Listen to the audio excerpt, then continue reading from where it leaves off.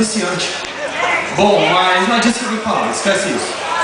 Eu tô reclamando dessa porcaria que coloca no meu ombro, eu não sei porquê ele tem que ficar no meu ombro. Até hoje eu não entendo. Ele fica me enchendo o saco e agora cismou que eu sou gay. É o tempo inteiro falando isso. Foi? Kuroge o quê? Kuroge é o ca... Desculpa. Não pode falar... Deixa quieto.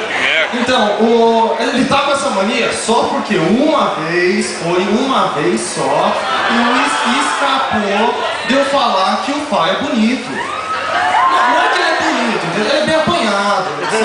Assim, loiro, alto, magro, aquele peito, aquela coxa.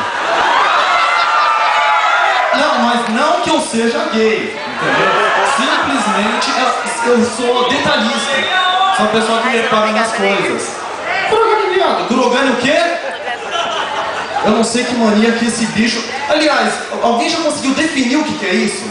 Eu não sei se isso aqui é um coelho, eu não sei se isso daqui é um rato. Até hoje eu não sei o que ele é. Acho que ele é que nem um Pikachu, aquele bichinho bonitinho, fofinho, que todo mundo tem vontade de trucidar. Mas tudo bem. Eu mato ele mais tarde. Obrigado.